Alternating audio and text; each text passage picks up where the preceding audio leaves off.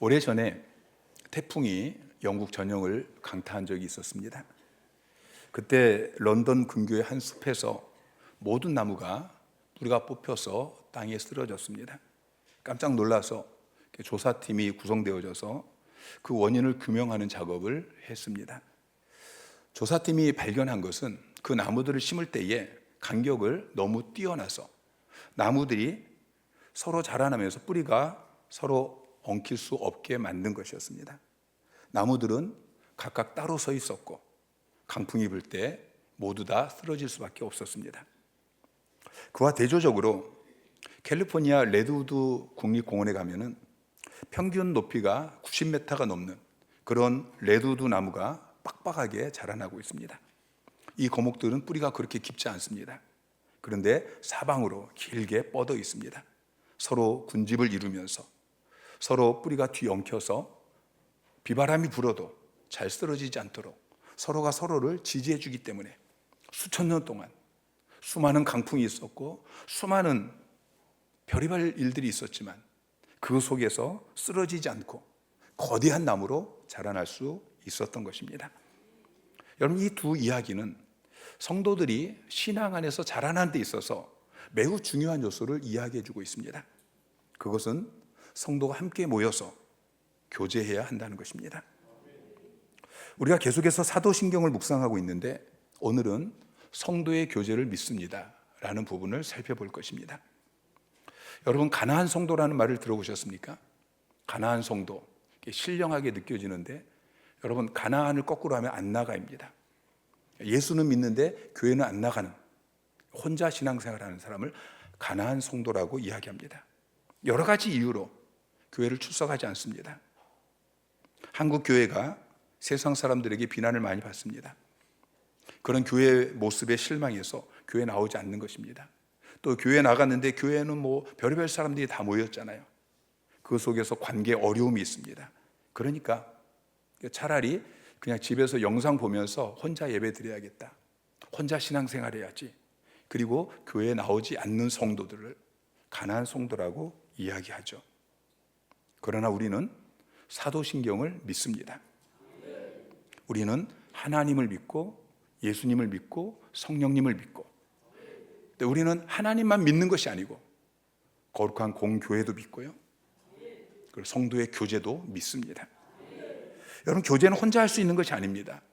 교제할 대상이 있어야 되죠. 가나안 성도는 성도의 교제를 할 수가 없습니다. 여러분, 성도의 교제는 해도 되고 안 해도 되는 선택사항이 아닙니다. 사도행전 2장 42절에 보면은 그들이 사도의 가르침을 받아 서로 교제하고 떡을 떼며 오로지 기도하기를 힘쓰니라. 자, 초대교회가 막 시작되어지면서 중요하게 생각했던 네 가지를 기록하고 있는데, 첫째는 말씀입니다. 가르침, 이건 말씀이죠. 두 번째는 교제였습니다. 세 번째는 떡을 떼는 것, 이것은 성찬식을 포함한 예배를 이야기합니다. 마지막으로 기도였습니다. 여러분, 말씀, 예배, 기도, 이거 얼마나 중요합니까? 그렇죠? 여러분, 이건 없어서는 안 되는 것입니다. 그런데 또 한 가지가 있어요. 교제입니다. 초대교회 성도들은 교제를 무척 중요하게 생각했습니다. 교제에 힘썼습니다. 사도행전 2장 44절부터 보면 그들의 교제의 모습을 이렇게 기록하고 있죠. 믿는 사람이 다 함께 있어 모든 물건을 서로 통용하고, 또 재산과 소유를 팔아 각 사람의 필요를 따라 나눠주며, 날마다 마음을 같이하여 성전에 모이기를 힘쓰고, 집에서 떡을 떼며 기쁨과 순전한 마음으로 음식을 먹고 하나님을 찬미하며 또 온 백성에게 칭송을 받으니. 여러분, 성도의 교제가 중요하다는 것을 기억하시기 바랍니다.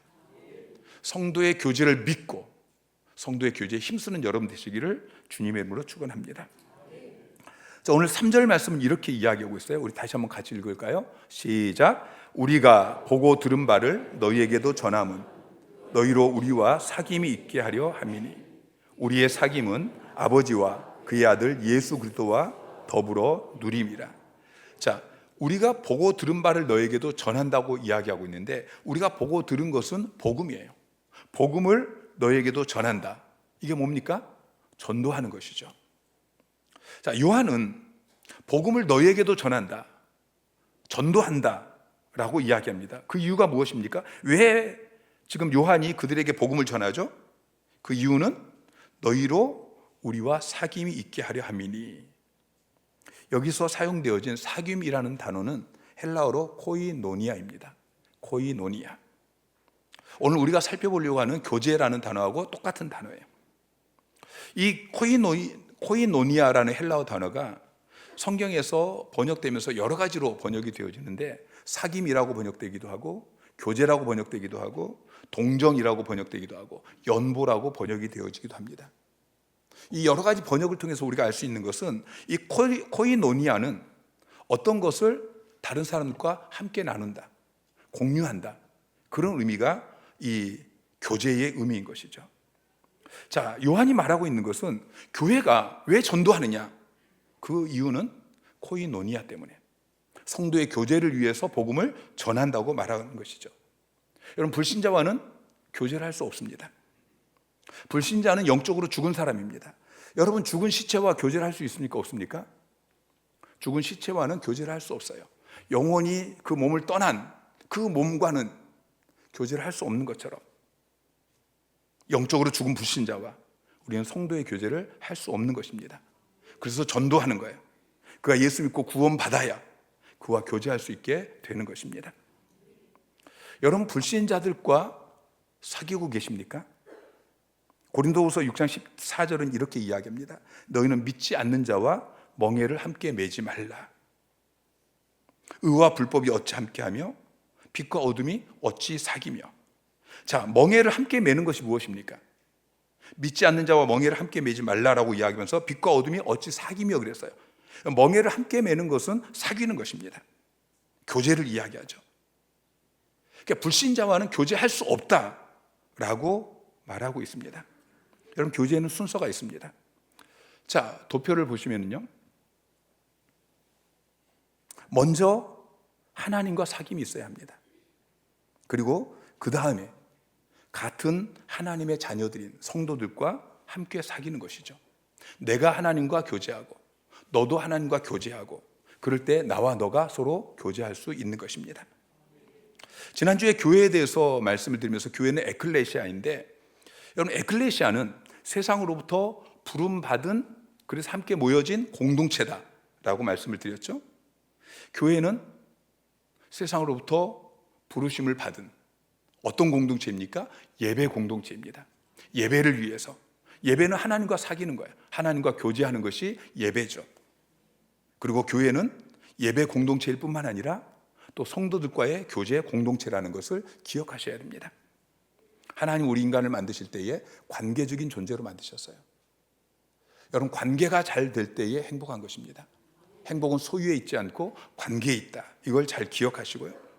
여러분, 교회에 나오면 먼저 예배를 드립니다. 예배는 위로 하나님과 교제를 하는 것입니다. 하나님과의 관계, 이 하나님과의 교제가 잘 되어야 합니다. 근데 거기서 끝나는 것이 아니고 옆으로 성도들과 관계를 잘해야 됩니다. 이것이 바로 성도의 교제인 것이죠. 여러분, 예배만 잘해서 되는 것이 아니고 교제도 잘해야 하나님이 우리에게 주신 영생의 복을 누리면서 행복하다, 그렇게 살 수 있는 것입니다.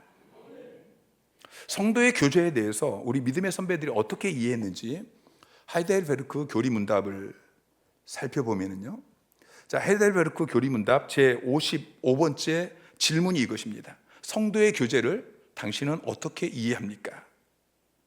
답은 두 가지인데, 첫째는 모든 성도는 각자 이 교회의 지체로서 그리스도와 교제하며 그리스도의 모든 부유함과 은사에, 은혜에 참여한다는 뜻입니다.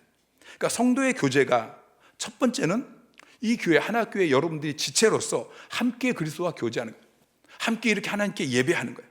그러면서 하나님이 주시는 그 모든 부유함과 은사를 받아 누리는 것, 이게 첫 번째 이거예요. 그 다음에 두 번째, 각 성도는 그리스도께서 주신 은사, 은혜, 우리가 이렇게 하나님 앞에 하나님과 교제하면서, 주님과 교제하면서 주님이 주시는 그 은혜를 다른 지체를 섬기고 풍요롭게 하는 그 일에 기꺼이 기쁨으로 사용하는 것, 이것이 성도의 교제인 것입니다. 그래서 성도의 교제는 먼저 하나님과 교제를 해야 되는 거예요. 하나님과 교제하면서 하나님으로부터 모든 부유하심과 은혜를 받아 누리게 되어지고, 그 다음에 그 은혜를 가지고 다른 지체를 섬기고 풍요롭게 하고, 이게 바로 성도의 교제인 것입니다. 성도의 교제는 함께 나누고 공유하는 것이다. 교제의 의미가 그것이라고 말씀을 드렸죠. 나누는 것, 공유하는 것. 그러니까 여러분, 성도의 교제는 성도가 모여서 그냥 밥 먹고 차 마시고 단순히 그게 아니에요. 은혜를 나누는 것입니다. 여러분, 신앙생활은 혼자 하는 것이 아닙니다. 하나님 우리를 서로 돕는 배필로 만드셨습니다. 우리는 누구도 완전하지 않습니다. 혼자 설 수 있는 사람은 없는 것입니다. 우리 중에 누구도 다른 사람에게 도움을 받지 않아도 될 만큼 완전한 자가 없고, 다른 사람을 도울 수 없을 만큼 부족한 사람도 없는 것입니다. 우리는 주님이 주신 은혜를 가지고 상호 의존하고 상호 책임지는 교제의 공동체를 만들어야 하는 것이죠. 여러분, 교제가 교회 안에만 있는 게 아니에요. 교회 밖에도 교제가 있어요. 그래서 관포지교, 질환지교 이런 말들이 있죠. 근데 우리 기독교인의 우정이나 사랑, 성도 간의 깊은 교제, 그 안에는 세상의 그런 교제의 모습도 있어야 되지만 그것을 뛰어넘는 무엇인가가 있어야 하는 것입니다. 사도행전 2장에 처음 시작되어진 이 초대교회, 예루살렘 교회의 이 공동체의 모습을 보면은 관포지교, 질환지교 또는 세상의 어떤 가정의 모습, 이런 것을 뛰어넘는 놀라운 교제 공동체의 모습을 우리에게 보여주고 있습니다. 자, 사도행전 2장 44절부터 다시 한번 함께 읽겠습니다. 믿는 사람이 다 함께 있어 모든 물건을 서로 통용하고 또 재산과 소유를 팔아 각 사람의 필요를 따라 나누어 주며 날마다 마음을 같이하여 성전에 모이기를 힘쓰고 집에서 떡을 떼며 기쁨과 순전한 마음으로 음식을 먹고 하나님을 찬미하며 또 온 백성에게 칭송을 받으니. 자, 믿는 사람들이 함께 있으면서 물건을 통용하고 또 재산과 소유를 팔아서 필요를 따라 나눠주고 또 기쁨과 순전한 마음으로 음식을 나누어 먹고. 그러니까 초대교회 성도들은 그냥 교회에 모여가지고 서로 친하게 지내는 그런 정도가 아니었습니다. 가끔 만나서 서로 밥을 먹으면서 친목을 도모하는 그런 정도가 아니었습니다. 그들은 날마다 함께 모여서 예배했습니다. 그리고 예배가 끝나면 함께 밥을 먹었습니다. 그리고 그들은 자기 물건을 서로 통용했습니다. 차키 또 서로 빌려줬다는 이야기예요. 어려운 성도들을 위해서 그냥 기도해 줄게 라고만 한 것이 아니고 실제로 도왔어요. 자기 밭을 팔아가지고 구제헌금을 드린 사람들도 있었습니다. AD 125년경에 어느 로마 총독이 황제에게 보낸 편지 중에 이런 글이 있어요. 그리스도인들은 새벽에 모여서 찬송하고 기도합니다.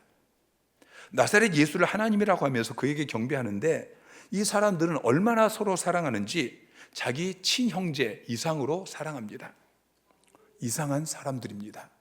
이렇게 기록하고 있어요.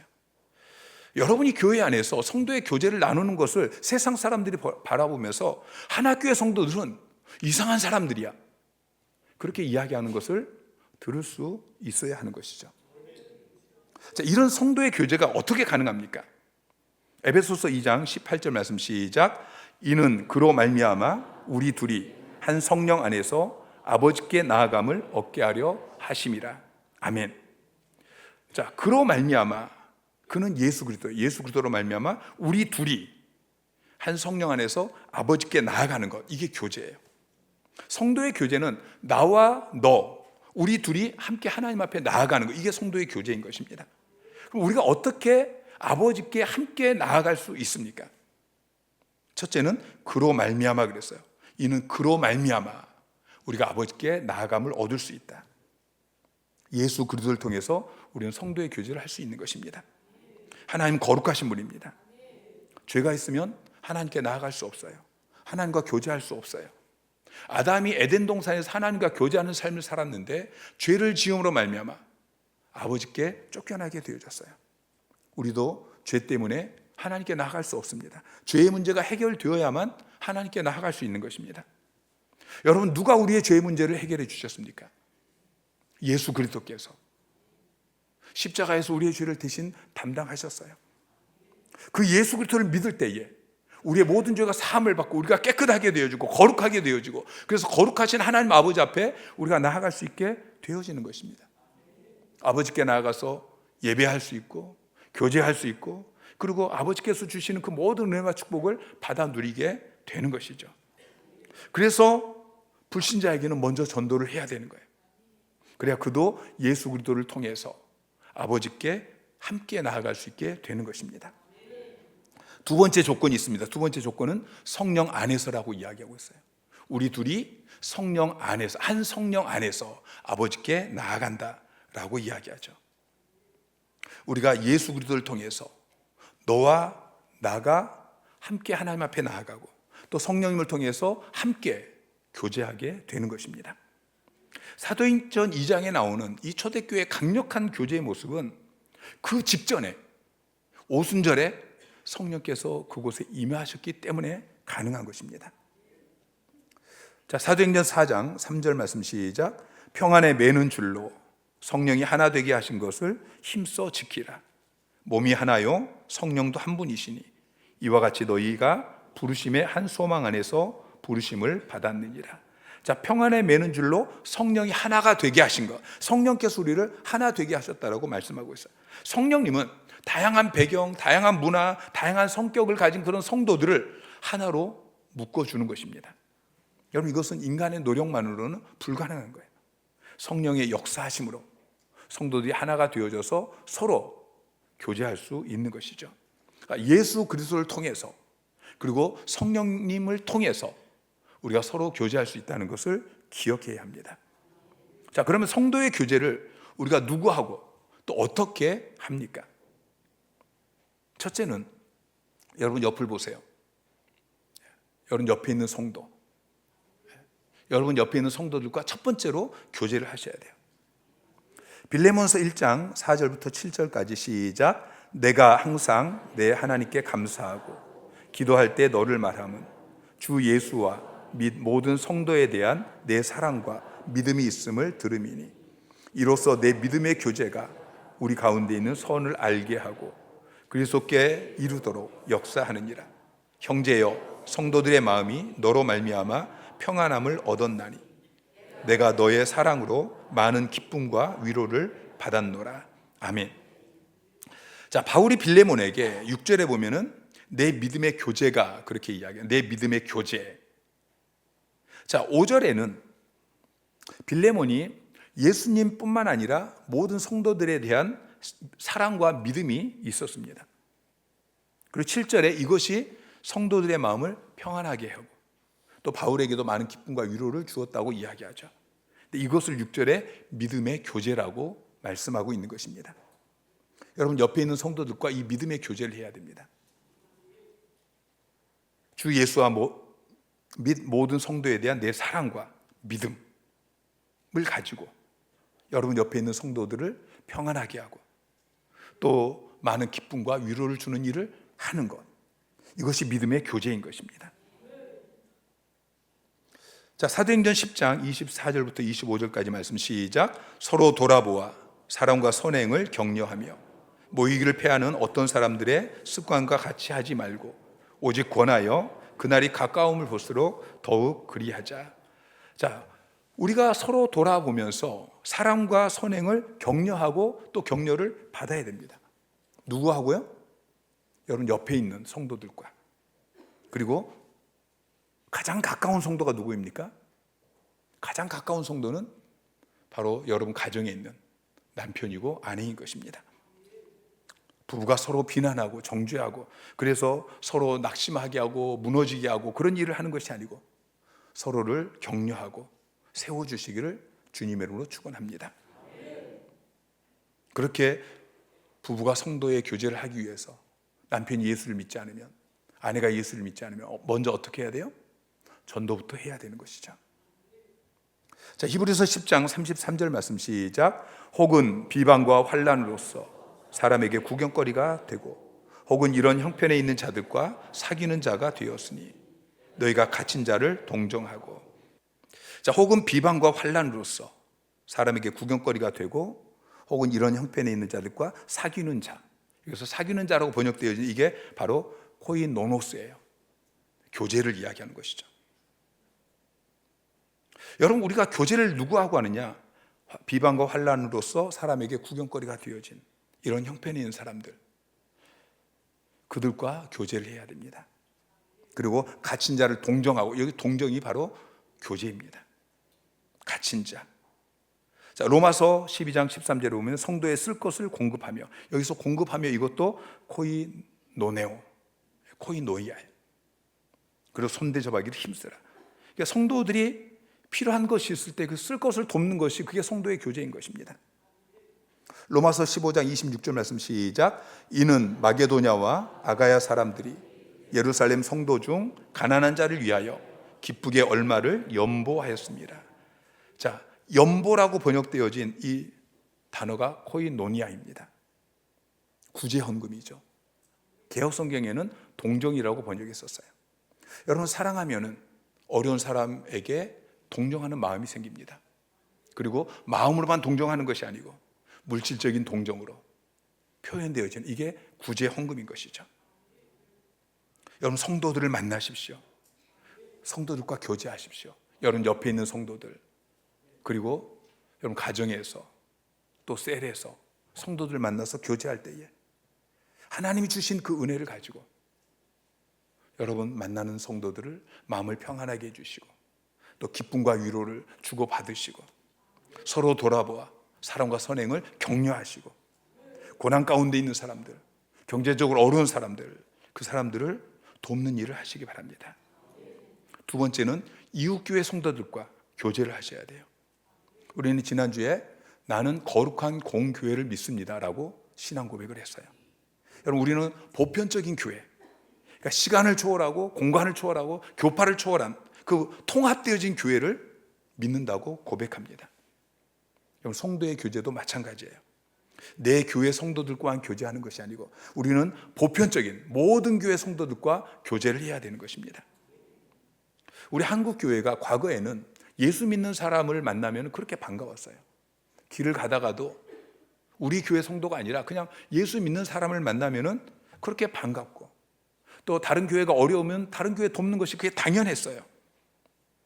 목회자들이나 성도들이 이웃에 어려운 교회가 있으면 자기 교회 일처럼 생각하며 그렇게 도왔어요. 자기 교회 지붕이 새는데 그걸 고치는 것이 아니고 이웃에 새로 개척한 그런, 이제 시작하는 그런 교회에 건축헌금을 보냈어요. 그 교회가 부흥하면 함께 기뻐했어요. 그런데 오늘날은 이런 교회들 간에, 성도들 간에 이런 교제가 거의 사라졌어요. 오히려 서로 간에 경쟁하는 그런 모습을 우리에게 보여주고 있는 것이죠.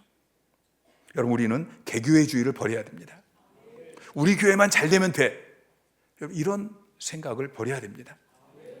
다른 교회 성도들을 만날 때에 그들을 정죄하고 비난하고 그러지 마시고 위로하시고 격려하시기 바랍니다.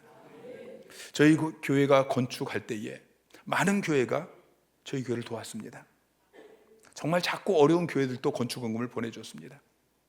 은퇴한 목사님들이, 어떤 분은 1,000만 원, 어떤 분은 몇백만 원씩 그렇게 건축헌금을 은퇴한 목사님들이 보내줬습니다. 노숙자 교회에서 저희 교회에 1,000만 원을 건축헌금을 보냈었습니다. 많은 다른 교회 성도들이, 교회가 저희 교회 몇십만 원, 몇백만 원씩 그렇게 보내줘서 우리가 건축하는 데 힘을 얻을 수 있었습니다. 우리 교회 비전 중에 하나가 작은 교회 회복을 돕는 것입니다.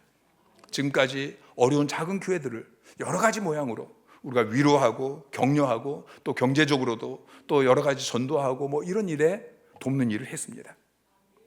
여러분, 이렇게 보편적인 교회, 모든 교회 성도들과 우리는 교제를 계속해서 해 나가야 하는 것입니다. 세 번째는 여러분의 담임 목사와 셀 리더와 교제를 하시기 바랍니다. 빌레몬서 1장 17절에, 자 시작. 그러므로 내가 나를 동력자로 알진대 그를 영접하기를 내게 하듯 하고. 자, 바울이 빌레몬에게 내가 나를 동력자로 알진대, 여기서 동력자로 번역되어진 것이 코이노노스예요. 똑같은 단어예요. 너가 나를 사귀는 자, 교제하는 자로 알진대, 그렇게 이야기하죠. 고린도후서 8장 23절에도 디도로 말하면 나의 동료요, 디도를 자기의 동료라고 이야기하고 있어요. 코이노노스라고 이야기하면서 또 너희를 위한 나의 동력자다. 쉬운 성경은 나와 함께 일하는 동료입니다. 그렇게 번역하고 있습니다.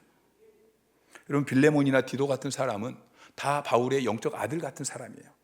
그런데 주님의 일을 함께하는 동력자로서, 그래서 바울은 그것을 코이노니아다.